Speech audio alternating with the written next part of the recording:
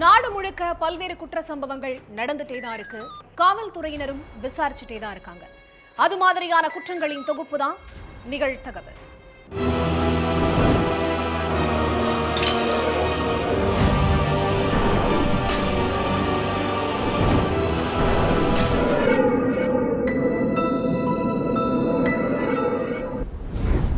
Wrong காலில் ராங்கான பாய் friend.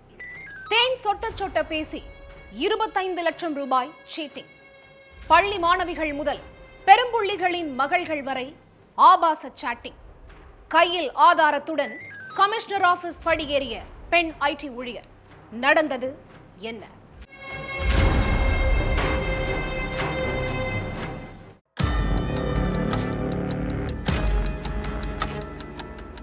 7-8 வருஷத்துக்கு முன்னாடி வீட்டில் இருந்த பொண்ணுக்கு ஒரு ஃபோன் கால் வந்திருக்கு. மறுமுனையில் பேசின பரத் அப்படிங்கிறவர் சாரிங்க மாற்றி கூப்பிட்டேன்னு சொல்லியிருக்காரு. அந்த ராங் கால் தான் தன்னோட வாழ்க்கையவே ராங்கா மாற்ற போகுதுங்கிறது அப்போ அந்த பொண்ணுக்கு தெரியாமல் போச்சு. ராங் காலில் அறிமுகமான பரத்தும் அந்த பொண்ணும் முதல்ல நட்பாக பேச ஆரம்பித்தாங்க. அந்த நட்பு காலப்போக்கில் காதலாக மாறியிருக்கு. தன்னோட அப்பா டிரான்ஸ்போர்ட் கம்பெனி வச்சு நடத்திட்டு இருக்கிறதாவும் தானும் அதே மாதிரி சீக்கிரமே புதுசா டிரான்ஸ்போர்ட் கம்பெனி ஸ்டார்ட் பண்ண போறதாவும் சொல்லியிருக்கான் காதலன் பரத். அந்த பொண்ணு இப்போ ஐடி கம்பெனியில வேலை பார்த்துட்டு இருக்கு. இதுக்கு இடையில தன்னோட அம்மாவுக்கு உடம்பு சரியில்லைன்னு சொல்லி காதலிக்கிட்ட இருந்து கொஞ்சம் பணம் வாங்கியிருக்கான். அதோட இல்லாம பிசினஸ் ஸ்டார்ட் பண்ணணும்னு சொல்லி பணமும் கேட்டிருக்கான். காதலன் சொன்னதை அப்படியே நம்பின காதலி தன்னோட நகையை அடமானம் வச்சும் பேங்க்ல லோன் வாங்கியும் கொஞ்சம் கொஞ்சமா 25 லட்சம் ரூபாய் பணத்தை காதலன் பரத் கிட்ட கொடுத்திருக்காங்க. ஜாலியா போயிட்டு இருந்த இவங்களுடைய காதல் வாழ்க்கையில எப்போ பரத்துக்கு இன்னொரு பொண்ணு கூட தொடர்பு இருக்குன்னு காதலிக்கு தெரிய வந்துச்சோ அப்ப இருந்து புயல் அடிக்க ஆரம்பிச்சிருக்கு. பரத்தோட பேச்சையும் செயலையும் பார்த்து சந்தேகப்பட்ட காதலி அவனை தீவிரமா கண்காணிக்க ஆரம்பிச்சாங்க. நம்ம கிட்ட பேசி பழகிக்கிட்டு இருக்கும் போதே இன்னொரு பொண்ணுகிட்டையும் பழகிக்கிட்டு இருக்கானேன்னு நினைச்ச காதலிக்கு இதயமே நொறுங்கி போற மாதிரி இன்னொரு விஷயமும் தெரிய வந்திருக்கு. பரத் ஒரு பொண்ணுகிட்ட இல்ல, இதே மாதிரி ஏகப்பட்ட பொண்ணுங்க கிட்ட ஃபேஸ்புக், இன்ஸ்டாகிராம்னு சோஷியல் மீடியாவில் பழகி அவங்களோட மனசை கெடுத்து தன்னோட பாலியல் ஆசையை தீர்த்துக்கிறதோட கை நிறைய பணத்தையும் வாங்கிக்கிட்டு மோசடி செஞ்சிட்டு இருக்கிறதா அந்த பெண் ஐடி ஊழியர் எப்படியோ கண்டுபிடிச்சிருக்காங்க. அதை ஆதாரபூர்வமாக நிரூபிக்கணும்னு சொல்லி பரத்தோட இன்ஸ்டா அக்கௌண்ட்டை செக் பண்ணி பார்த்தப்போ ஏகப்பட்ட பொண்ணுங்க கூட பரத் ஆபாசமாக சேட்டிங் பண்ணியிருந்த ஸ்கிரீன்ஷாட்டுகளை எடுத்து வச்சிருக்காங்க. பரத்தோட சுயரூபம் தெரிஞ்சதுக்கு அப்புறம் கொஞ்சம் கொஞ்சமா அவன்கிட்ட இருந்து விலக ஆரம்பிச்ச அந்த பொண்ணு இதுவரைக்கும் கொடுத்த 25 லட்சம் ரூபாய் பணத்தை திருப்பி கேட்டிருக்காங்க. அதுக்கு பணத்தை எல்லாம் தர முடியாது, உன்னால முடிஞ்சதை பார்த்துக்கோன்னு சொல்லி பரத் மிரட்டினது மட்டும் இல்லாம அவனோட அப்பா பிரகதீஸ்வரனும் இளம் பெண்ணுக்கு மிரட்டல் விடுத்திருக்காங்க.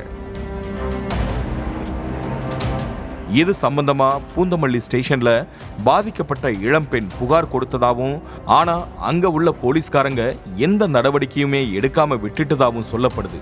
பொறுத்து பார்த்த இளம்பெண் அடுத்ததா ஆவடி கமிஷனர் ஆபீஸுக்கு போய் புகார் கொடுத்திருக்காங்க. அதுக்கப்புறம் தான் பூந்தமல்லி போலீஸ் ஸ்டேஷன்ல பெண் வன்கொடுமை சட்டம் உள்ளிட்ட 4 பிரிவுகளின் கீழே பரத் மேல எஃப்ஐஆர் ஃபைல் பண்ணியிருக்காங்க. இதுக்கு நடுவுல தன் மேல போலீஸ் எஃப்ஐஆர் ஃபைல் பண்ண ஆத்திரத்தில் இருந்த பரத் அதுக்கு காரணமான இளம்பெண்ணை பழி வாங்கணும்னு துடிச்சுக்கிட்டு இருந்திருக்கான்.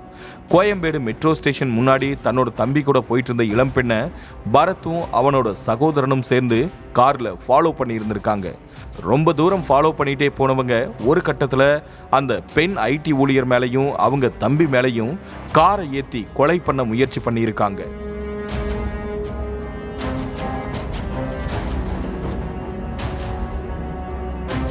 இதுல சுதாரிச்சுக்கிட்ட 2 பேரும் எப்படியோ உயிர் தப்பிச்சிட்டாங்க.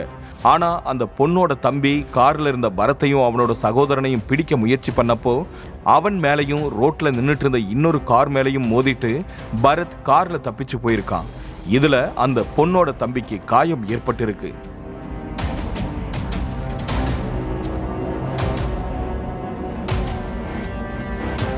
இது சம்பந்தமா சிசிடிவி ஆதாரத்தோட கோயம்பேடு போலீஸ் ஸ்டேஷன்ல திரும்பவும் கம்ப்ளைண்ட் கொடுத்திருக்காங்க அந்த இளம்பெண்.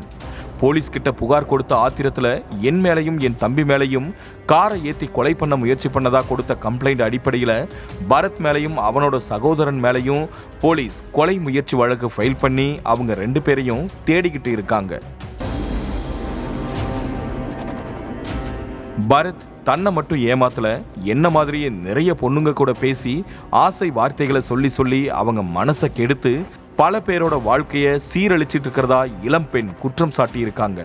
வெறும் வாய் வார்த்தையா நான் எதுவுமே சொல்லல, ஸ்கூல் படிக்கிற மாணவிகள்ல இருந்து அரசியல்வாதிகள், பிசினஸ் மேன்கள்னு நிறைய காசு வச்சிருக்கிற ஆட்களோட மகள் வரை பல பெண்கள் கிட்ட ஆபாச சேட்டிங் பண்ண ஆதாரம் என்கிட்ட இருக்குன்னு போலீஸ் உடனே அவன் மேல ஆக்ஷன் எடுக்கணும்னு வலியுறுத்தி இருக்காங்க. பரத்தை பிடிச்சு போலீஸ் விசாரிச்சாதான் இதே மாதிரி வேற யார் யாரையெல்லாம் ஏமாத்தி இருக்கான், வேற என்னென்ன குற்ற செயல்களில் ஈடுபட்டு இருக்கான் அப்படிங்கிற முழு விவரமும் தெரிய வரும். பசங்களோட ஆசை வார்த்தைகளை நம்பி மோசம் போற பொண்ணுங்களோட எண்ணிக்கை நாளுக்கு நாள் அதிகரிச்சுட்டே தான் போகுது. இது மாதிரியான மோசடி ஆட்களுக்கு கடுமையான தண்டனை கிடைச்சால் மட்டும்தான் இது போன்ற சம்பவம் இனிமே நடக்காம இருக்கும். வீட்டில் இருந்த நர்சிங் மாணவி மாயம். 2 நாட்களுக்கு பின் கிணற்றில் மிதந்த சடலம். தந்தையுடன் செல்போனில் சிரித்து பேசிய மகளுக்கு 20 நிமிடத்தில் என்ன நடந்தது?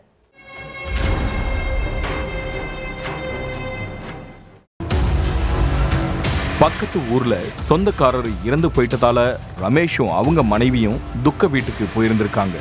மகள் சௌமியா மட்டும் வீட்டுல தனியா இருந்திருக்காங்க. அப்பாவும் அம்மாவும் காலையில 10 மணிக்கே வீட்டை விட்டு வெளியே போயிருந்தாலும் பொண்ணு வீட்டுல தனியா இருந்ததால அடிக்கடி ஃபோன் பண்ணி பேசிட்டு தான் இருந்திருக்காங்க. டிசம்பர் 25ஆம் தேதி நைட்டு 7 மணிக்கு துக்க வீட்டுல இருந்து புறப்பட்ட போது சௌமியாவுக்கு ஃபோன் பண்ணி பேசின ரமேஷ் வரும்போது ஏதாச்சும் வாங்கிட்டு வரணுமான்னு கேட்டிருக்காரு. ஃபோன் பேசி அரை மணி நேரம் தான் இருக்கும். அதுக்குள்ள புதுக்கோட்டை கருக்காக்குறிச்சியில உள்ள வீட்டில் இருந்த சௌமியா காணாம போயிருந்திருக்காங்க. செருப்பு, செல்போன் எல்லாமே வீட்டில் தான் இருந்திருக்கு. பொண்ணை மட்டும் ஆளை காணோமேன்னு பதறி போன பெத்தவங்களும் சொந்தக்காரங்களும் அக்கம் பக்கத்துல தேடி அலைஞ்சிருக்காங்க. எங்க தேடியும் சௌமியா கிடைக்கவே இல்லை. நைட்டு ஃபுல்லா மகள் வீட்டுக்கு வராததால மறுநாள் காலையில வடகாடு போலீஸ் ஸ்டேஷன்ல போய் மகளை காணோம்னு கம்ப்ளைண்ட் கொடுத்திருக்காரு தந்தை ரமேஷ். புகாரை வாங்கின போலீஸும் காணாம போன நர்சிங் மாணவியை தேட ஆரம்பிச்சிருக்காங்க. ஆனா 26ஆம் தேதியும் சௌமியாவை கண்டுபிடிக்கவே முடியல. இதுக்கு இடையில 27ஆம் தேதி அதிகாலையில அங்க உள்ள கிணத்துல சடலம் ஒன்று மிதந்துட்டு இருந்தத கிராம மக்கள் பார்த்திருக்காங்க. அதுக்கப்புறம் கிணத்துல மிதந்த சடலத்தை மீட்டு பார்த்தப்பதான் தெரிஞ்சது அது காணாம போன சௌமியான்னு. பொண்ணை பறிகொடுத்த துக்கத்துல பெத்தவங்களும் சொந்தக்காரங்களும் கதறி அழுதுருக்காங்க.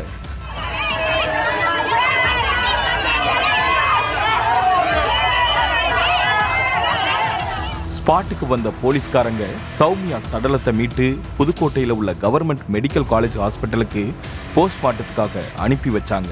போலீஸ் தரப்புல நர்சிங் மாணவி தற்கொலை செஞ்சுக்கிட்டதா கூறப்பட்டாலும் சௌமியா மரணத்துல மர்மம் இருக்கிறதா அவங்களுடைய அம்மா அப்பா புகார்ல தெரிவிச்சிருக்காங்க. 7 மணிக்கு என் கூட நல்லா பேசின என் பொண்ணு 20 நிமிஷத்துல எப்படி காணாம போவா? கண்டிப்பா என் மகள் தற்கொலை பண்ணிக்கல, யாரோ அவளை கொன்னு கிணத்துல போட்டிருக்காங்கன்னு ரமேஷ் அடிச்சு சொல்றாரு. 7 மணிக்கு பிள்ளைக்கு சாப்பிட வாங்கி கொடுத்தேன். 7 மணிக்கு என்கிட்ட ஃபோனில் பேசுது. 7:20 வர்றேன், வீட்டில் பிள்ளைய காணோம். வீட்டில் உள்ள பிள்ளை இந்த செருப்பு முதல் கொண்டு வீட்டில் இருக்குது, ஃபோன் இருக்குது, ட்ரெஸ் இருக்குது. பிள்ளைய மட்டும் தூக்கிட்டு போயிருக்காங்க. தூக்கி கொண்டு கொன்று அதில் கேனில் போட்டாங்க. அதோட சௌமியா காணாம போனதுக்கு மறுநாளே அந்த கிணத்துல போய் சொந்தக்காரங்க தேடி பார்த்தாங்க. அப்போ அங்க என் மகளோட சடலம் இல்லை, ஆனா அதுக்கு மறுநாள் எப்படி என் பொண்ணோட சடலம் கிடந்துச்சு, கண்டிப்பா யாரோ அவளை கொலை பண்ணி தான் போட்டிருக்காங்கன்னு கதறி இருக்காங்க சௌமியாவோட அம்மா. புதுக்கோட்டை கவர்மெண்ட் மெடிக்கல் காலேஜில் டிப்ளமோ நர்சிங் 3வது வருஷம் படிச்சுட்டு வந்த சௌமியாவும் அதே பகுதியில் இருந்த இளைஞர் ஒருத்தரும் காதலிச்சுக்கிட்டு வந்ததா சொல்லப்படுது. இருவரும் வெவ்வேறு சமுதாயத்தை சேர்ந்தவங்க அப்படிங்கிறதால இவங்க காதலுக்கு 2 வீட்டு சைட்ல இருந்துமே எதிர்ப்பு கிளம்பி இருக்கு. இந்த காதல் விவகாரத்தினால கொஞ்ச நாளாவே 2 வீட்டுக்கும் இடையில பிரச்சனை ஏற்பட்டு இருக்கு. சௌமியாவை யாரோ கொலை பண்ணிட்டதா அவங்க பெற்றோர் குற்றம் சாட்டுறதுக்கு பின்னாடி இந்த காதல் விவகாரம் தான் இருக்குன்ற பேச்சு அடிபடுது. முறையா விசாரிச்சு சௌமியாவோட மரணத்துக்கு நீதி கிடைக்கிற வரைக்கும் சடலத்தை வாங்க மாட்டோம்னு சொல்லி அப்பா அம்மாவும் சொந்தக்காரங்களும் பிடிவாதமா இருக்காங்க. அதோட சௌமியாவோட மரணத்துக்கு காரணமானவங்க மேல நடவடிக்கை எடுத்தே ஆகணும்னு போராட்டத்திலையும் குதிச்சிருக்காங்க.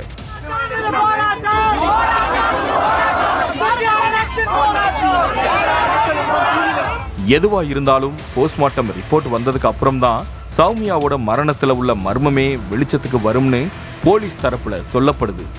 நியாயம் கிடைக்கிற வரைக்கும் சடலத்தை வாங்க மாட்டோம்னு சொல்லி சௌமியாவோட உறவினர்கள் போராட்டத்துல குதிச்சிருக்கிறதால அந்த இடமே பதற்றமா இருக்குது. உயர் அதிகாரிகளின் சப்போர்ட் மணல் மாஃபியாக்களுக்கு தான். கனிம வள கடத்தலை தடுக்கும் காக்கி சட்டைகளுக்கே துளியும் பாதுகாப்பு இல்லை. வேலையே வேண்டாம், தயவு செய்து பணியிலிருந்து விடுவிக்குமாறு டிஜிபிக்கு பறந்த கடிதம். கடமையை செய்ய விடாததால் கொந்தளித்த காவலர். பின்னணி என்ன?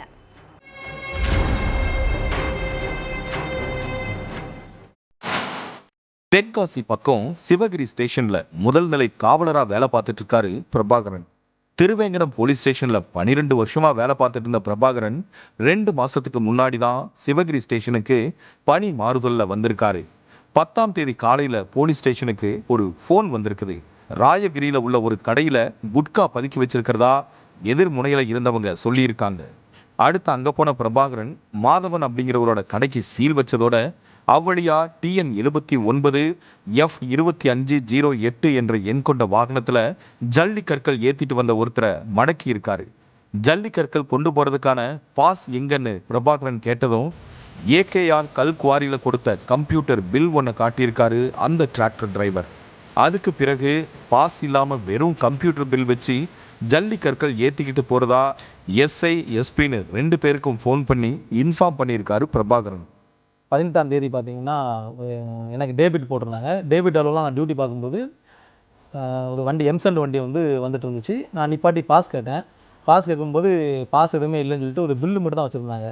நான் தான் பில்லு மட்டும் இருக்குது, பாஸ் எங்கன்னு கேட்டதுக்கு இல்லை பாஸ்லாம் கிடையாது, பில்லு மட்டும் தான் கொடுப்பாங்க அப்படிங்கிற மாதிரி சொல்லிட்டாங்க. நான் ஸ்டேஷனுக்கு கொண்டு போயிட்டு ஹையர் அஃபிஷியலுக்கு இன்ஃபார்ம் பண்ணிட்டேன். எப்பா அந்த டிராக்டரை பிடிக்க வேணாம், கண்டுக்காதீங்க, அது புளியங்குடி DSP கண்ட்ரோலில் வருதுன்னு சொல்லியிருக்காங்க காக்கி சட்டை உயர் அதிகாரிகள். ரூல்ஸை மீறி ஜல்லிக்கற்கள் ஏற்றிட்டு போகிறது எப்படி சரியாகும்? சட்டப்படி குற்றமாச்சேன்னு அப்பவே மனசு உறுத்தி இருக்குது பிரபாகரனுக்கு. ஆனாலும் உயர் அதிகாரிகளை மீறி அவரால் எதுவுமே செய்ய முடியல. இந்த சம்பவம் நடந்த ஒரு வாரத்துக்கு பிறகு, அதாவது 18ஆம் தேதி நீதிமன்றம் மெயின் ரோட்டில் ரோந்து பணியில் இருந்திருக்காரு பிரபாகரன். மதியம் 2 மணிக்கு TN 55 AP 5356 எண் கொண்ட டிராக்டர் எம்சாண்ட் ஏற்றிட்டு வந்திருக்குது. அந்த டிராக்டரை மடக்கின பிரபாகரன் பாஸ் எங்கன்னு டிரைவர் கிட்ட கேட்டிருக்காரு.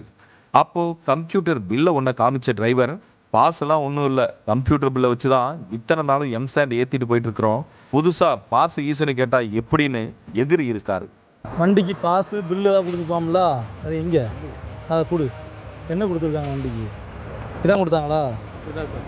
பாஸை கண்ணில் காட்டாமல் கம்ப்யூட்டர் பில்லை காட்டுறது எப்படி சரின்னு கேட்ட பிரபாகரன் அந்த டிராக்டரை அப்படியே போலீஸ் ஸ்டேஷனுக்கு கொண்டு போயிட்டாரு.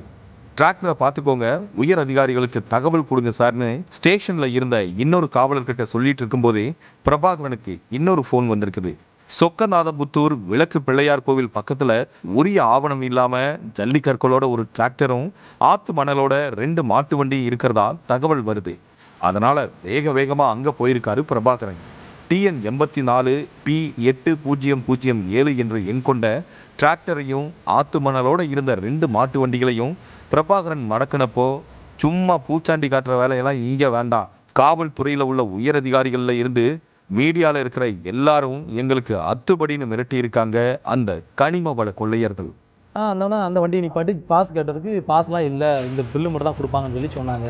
வழியிலே பார்த்தீங்கன்னா AKR கோவைக்கிட்ட நாங்கள் வண்டி வந்துட்டு இருக்கும்போது 3-4 பேர் வண்டியை நிப்பாட்டி எங்களை வழிமறித்து, எனக்கு அவனுங்களுக்கு தெரியும், இவங்க தெரியும், வேறு மாதிரி பண்ணிவிடுவோம், நாங்களால் என்னனாலும் பண்ண முடியும் அப்படிங்கிற மாதிரி எனக்கு மிரட்டல் கொடுத்து. ஆனால் மிரட்டலுக்கெல்லாம் அஞ்சாத பிரபாகரன் அந்த 3 பேரையும் ஸ்டேஷனுக்கு அழைச்சிட்டு போயிருக்காரு. என்னதான் உருட்டல் மிரட்டலுக்கெல்லாம் பயப்படாமல் மணல் மாஃபியாக்களை ஸ்டேஷனுக்கு அழைச்சிட்டு போயிருந்தாலும் 10 பைசாவுக்கு பிரயோஜனம் இல்லைன்னு பாவம் பிரபாகரனுக்கு அப்போ தெரியல. மடக்கின வண்டிகளோட ஏகேஆர் கல்குவாரி வழியா போயிட்டு இருக்கிறப்போ பிரபாகரனை விக்னேஷ், ராஜா, தாஸ் உள்ளிட்ட 5 பேர் வழி மறைச்சிருக்காங்க. எந்த ஏரியாவில் வந்து என்ன வேலையில பண்ணிட்டு இருக்க, வண்டியை மடக்கிறது, மணலை பிடிக்கிறது, ஜல்லியை பிடிக்கிறது, இதெல்லாம் வேற எங்கேயாவது போய் வச்சுக்கோ, இங்க வாழை ஆட்டணும்னு நினைச்ச வாளே இருக்காது, ஒட்ட நறுக்கிடுவோம்னு மணல் மாஃபியாக்களான 5 பேரும் பிரபாகரனை மிரட்டி இருக்காங்க. வழியிலே பார்த்தீங்கன்னா ஏகேஆர் கோவைக்கிட்ட நாங்கள் வண்டி வந்துட்டு இருக்கும்போது 3-4 பேர் வந்து வண்டியை நிப்பாட்டி எங்களை வந்து வழிமறித்து எனக்கு அவனுங்கள் தெரியும், இவங்களை தெரியும், வேலை மாதிரி பண்ணிவிடுவோம். நீ வேலை பார்க்குற காக்கி சட்டை பெரிய கைகளுக்கு எங்க கிட்ட இருந்து எவ்வளவு பணம் பல்கா போகுதுன்னு உனக்கு தெரியுமா? முதல்ல அதை தெரிஞ்சிட்டு வந்து ஹீரோயிஸ்த காட்டு அப்படின்னு ஒருமையில் பேசியிருக்காங்க. அடுத்து மணல் மாஃபியாக்கள் யாரோ ஒருத்தரோட ஃபோனில் பேசின அடுத்த நொடியே பிரபாகரனுக்கு உயர் அதிகாரிகள் கிட்ட இருந்து இன்னொரு ஃபோன் வந்திருக்கு. அந்த வண்டிகளை விற்றுப்பான்னு மேலிடத்துல இருந்து உத்தரவு வந்திருக்குது. என்ன ஏதுன்னு ஒண்ணுமே புரியாம குழம்புன பிரபாகரன் எதுவுமே பேச முடியாம ஸ்டேஷனுக்கு போயிருக்காரு. அங்க போனா அதை விட பெரிய பேரதிர்ச்சி ஒன்று காத்திருந்தது. நீதிமன்றம் மெயின் ரோட்ல மடக்கி பிடிச்சு ஸ்டேஷன்ல விட்டிருந்த TN 55 AP 53 56 என்ற எண் கொண்ட டிராக்டர் அங்க இல்ல. சொக்காநத்தம்புத்தூருக்கு போயிட்டு வந்த 1 மணி நேரத்துக்குள்ள போலி பாஸ் ரெடி பண்ணி அந்த டிராக்டரை போலீஸ் ஸ்டேஷன்ல இருந்தே எடுத்துட்டு போயிட்டாங்க மணல் மாஃபியாக்கள். அதுக்கப்புறம் ஸ்டேஷனில் வந்து பார்த்தா ஸ்டேஷனில் உள்ள வண்டியை காணும். கேட்டால் பாஸ் கொடுத்து எடுத்துகிட்டு போய்ட்டு தான் அவங்க இன்ஃபார்ம் பண்ணாங்க. பாஸை செக் பண்ணி பார்த்தா பாஸு போலியான பாஸ். முதல் முறை DSP சப்போர்ட்னு ஒரு வண்டியை விட்ட விரக்தி. அடுத்து கல்குவாரி கிட்ட வரும்போது உயர் அதிகாரிகள் சப்போர்ட்டோட 2 வண்டிகள் எஸ்கேப். கடைசியா ஸ்டேஷன்ல கொண்டு வந்து விட்ட வண்டியும் இல்லை. இப்படி 3 முறை மணல் மாஃபியாக்களை போராடி பிடிச்ச காக்கி சட்டைக்கு எந்த பவரும் இல்லை. ஆனா சட்ட விரோதமா மணல் ஜல்லின்னு கடத்துற கும்பலுக்கு தான் காவல்துறை பாதுகாப்பா அப்படின்னு அதிர்ச்சியான பிரபாகரன் காவல்துறை இயக்குனர்கிட்ட புகார் கொடுத்திருக்காரு. மணல் மாஃபியாக்கள் ஒரு பக்கம் மிரட்டுறாங்க, காவல்துறை உயரதிகாரிகளும் அவங்களுக்கு தான் சப்போர்ட் பண்றாங்க. அதனால என் உயிருக்கு எந்த உத்தரவாதமும் இல்லை, தொடர்ந்து வேலை பார்க்கறதுக்கும் பயமா இருக்குதுன்னு தன்னோட புகார்ல சொல்லியிருக்காரு பிரபாகரன். இப்படி ஒரு புகார் கொடுத்தும் நடவடிக்கை எடுக்கல, என்னைய கூப்பிட்டு எந்த விளக்கமும் கேட்கலன்னு சொல்லியிருக்காரு பிரபாகரன். எதுவுமே நடக்காத மாதிரி மறுநாளே எனக்கு டியூட்டியும் போட்டுக்கிறதா சொல்லியிருக்காரு.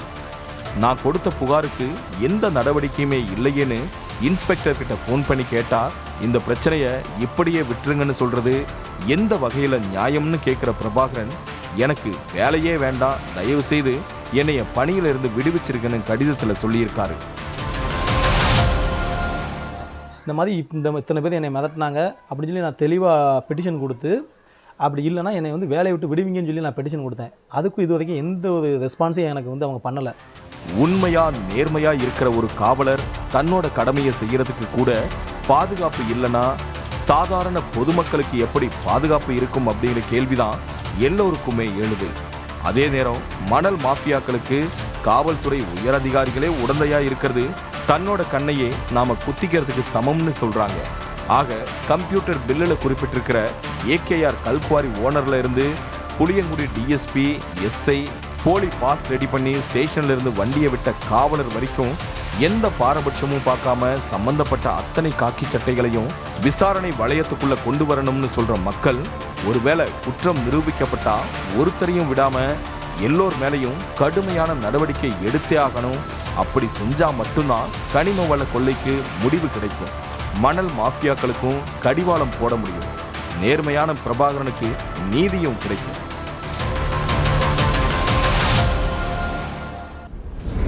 தாய் கண்ணெதிரிலேயே துடிதுடித்து இறந்த பூ வியாபாரி, திருட்டு வழக்கில் வாண்டடாக சிறைக்கு சென்று மறைந்து கொண்ட கொலையாளிகள், ஜெயில் தான் சேஃப் பிளேஸ்னு நினைச்சு மாஸ்டர் பிளான், கிரிமினல்ஸின் நியூ டெக்னிக்கை தவிடுபொடியாக்கிய போலீசார், பின்னணி என்ன?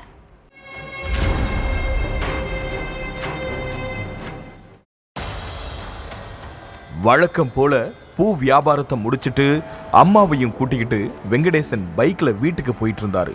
அப்போ எதிரில் வந்த கார் பைக் மேல வேகமா மோதுனதுல வெங்கடேசனும் அவங்க அம்மாவும் ரோட்ல சரிஞ்சு விழுந்துட்டாங்க. உடனே கார்ல இருந்து அரிவாளும் கையுமா இறங்கின கும்பல் வெங்கடேசனை சரமாரியா வெட்டி சாச்சிட்டு அதே கார்ல தப்பிச்சு போயிட்டாங்க. உடம்புல பல இடங்கள்ல வெட்டுக்காயம்பட்டு வெங்கடேசன் தனது தாயின் கண்ணு முன்னாலேயே இறந்துட்டாரு.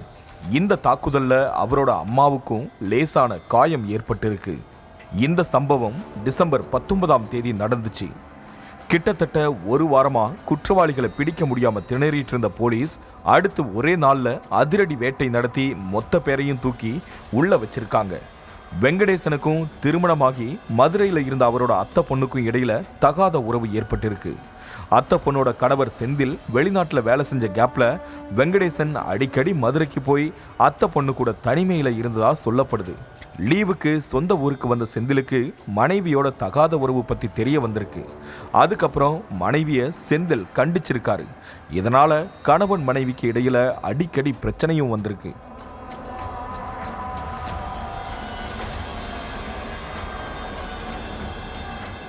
செந்தில் இருந்ததால பழைய மாதிரி அத்தை பையன் கூட பழக முடியல. அதனால கடுப்பான மனைவி வெங்கடேசன் கிட்ட தன்னோட நகையெல்லாம் கொடுத்து என்ன செய்வையோ தெரியாது அத்தனையும் வித்து செந்திலோட கதையை முடிச்சிருன்னு ஆர்டர் போட்டிருக்காங்க. அத்தை பொண்ணு சொல்லிட்டா மறுவார்த்தையே இல்லைன்னு வெங்கடேசனும் தன்னோட கூட்டாளிகளோட சேர்ந்து செந்தில்குமாரை வெட்டி இருக்காங்க. அந்த நேரத்துல உஷாரா உயிரை காப்பாத்திக்கிட்டாரு செந்தில். 2022 நடந்த இந்த கொலை முயற்சியில வெங்கடேசனோட சேர்த்து 3 பேரை அழைக்கா தூக்கி ஜெயில அடைச்சிருந்தாங்க போலீஸ்.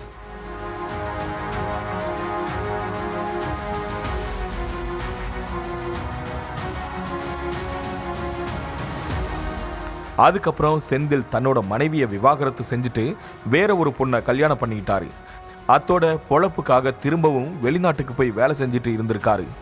இவ்வளவு பிரச்சனைக்கு அப்புறம் எனக்கு செந்திலும் வேண்டாம் வெங்கடேசனும் வேண்டாம்னு சொல்லி செந்திலோட முன்னாள் மனைவி தனியாவே வாழ்ந்துட்டு வந்திருக்காங்க. இதுக்கு இடையில வெங்கடேசன் கூட தொடர்பு இல்லாததை தெரிஞ்சுக்கிட்ட செந்தில் தன்னோட முன்னாள் மனைவி கிட்ட மீண்டும் ரிலேஷன்ஷிப்பை புதுப்பிச்சுக்கிட்டதாகவும் சொல்லப்படுது.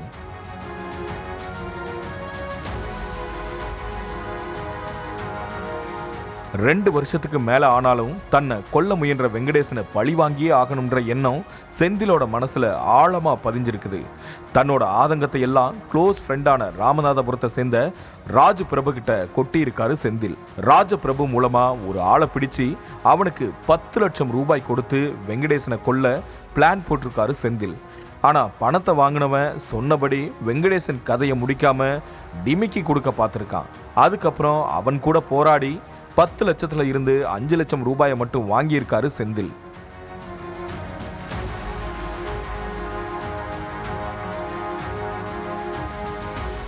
அடுத்து திருமோக்கூர்ல உள்ள மாணிக்கம் அப்படிங்கிறவன் மூலமா மதுரையில உள்ள மணிமாறன் ராஜீவ்காந்தி கிட்ட வெங்கடேசனை கொலை பண்றது சம்பந்தமா டீல் பேசியிருக்காங்க. இதற்காக செந்தில் 10 லட்சம் ரூபாய் ரெடி பண்ணி கொடுத்திருக்காரு. மணிமாறனும் ராஜீவ்காந்தியும் சேர்ந்து விருதுநகர் ஜெயில இருந்து சமீபத்தில் வெளியே வந்த சதீஷ் கண்ணன், அவன் கூட ஜெயில இருந்த பாலமுருகன் டீமா சேர்ந்து மாஸ்டர் பிளான் போட்டிருக்காங்க. அதுக்காக 1 மாசமா வெங்கடேசனை வாட்ச் பண்ணி ஒவ்வொரு அசைவையும் நோட் பண்ணியிருக்காங்க. கடைசியில டிசம்பர் 19ஆம் தேதி சாயங்காலம் மாஸ்டர் பிளானை எக்ஸிக்யூட் பண்ணியிருக்கு அந்த கும்பல்.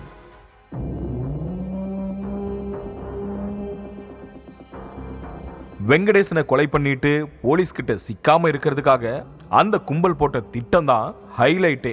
வெங்கடேசன் கொலை கேஸ்ல சம்பந்தப்பட்டிருந்த 8 பேரும் மறுநாளே சோழவந்தான் பக்கத்துல உள்ள ஒரு இடத்துல போலீஸ் கண்ணுல படுற மாதிரி வேணும்னே ஒன்னா உட்கார்ந்து மது குடிச்சிட்டு இருந்திருக்காங்க.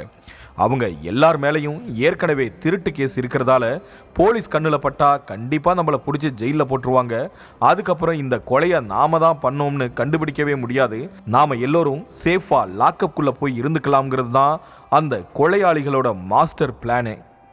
கொலை கேஸ்னா தண்டனை அதிகம். கொலை கேஸுக்கு பதிலா கொள்ளை கேஸு ஈஸியா வெளியே வந்துடலாம். பேசாம திருட்டு கேஸ்ல கொஞ்ச நாள் உள்ள போயிட்டு வருவோம்னு நினைச்ச அந்த கும்பல் அதுக்காக போலீஸ் கிட்ட வாண்டடா போய் சிக்கியிருக்காங்க. சோழவந்தான் போலீஸும் அவங்கள பிடிச்சி மதுரை ஜெயிலில் அடைச்சிட்டாங்க.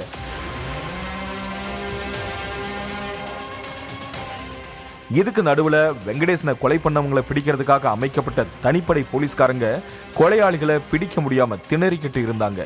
கடைசியில முன்விரோதம் காரணமா செந்தில் கூட வெங்கடேசனை கொலை பண்ணியிருக்கலாம்னு யோசிக்க ஆரம்பிச்ச போலீஸ் செந்தில் வெளிநாட்டில் இருக்கிறதால ராமநாதபுரத்தில் உள்ள அவரோட ஃப்ரெண்டு ராஜபிரபு கிட்ட விசாரிச்சிருக்காங்க. அப்போதான் எல்லா உண்மையும் போலீஸுக்கு தெரிய வந்திருக்கு. ராஜபிரபுவை முதல்ல கைது செஞ்ச போலீஸ் அவர் கொடுத்த தகவல் படி மதுரையை சேர்ந்த மணிமாறனையும் ராஜீவ்காந்தியும் போலீஸ் கைது பண்ணியிருக்காங்க. இவங்க 2 பேருமே விசிகாவில் முக்கிய புள்ளிகள்னு சொல்லப்படுது.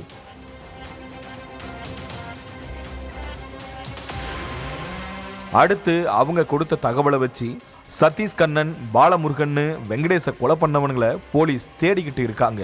ஆள் அடையாளத்தோட தேடியும் அவங்க போலீஸ் கையில மாட்டவே இல்லை.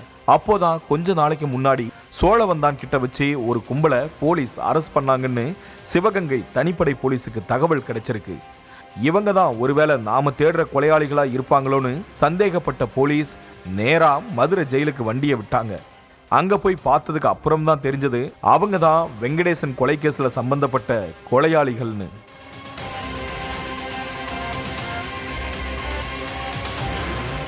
ஆக மொத்தத்துல வெங்கடேசன் கொலை கேஸ்ல சம்பந்தப்பட்ட ராஜபிரபு, மணிமாறன், ராஜீவ்காந்தி, சதீஷ் கண்ணன், பாலமுருகன்னு 11 பேரை கைது செஞ்சு ஜெயிலில் அடைச்சிட்டாங்க. இனி இந்த கொலைக்கெல்லாம் மூல காரணமான செந்தில் மட்டும்தான் பாக்கி. அவன் ஃபாரின்ல இருக்கிறதால அவனை கைது செய்யறதுக்கான நடவடிக்கையிலையும் தீவிரமா இறங்கியிருக்காங்க போலீஸ்.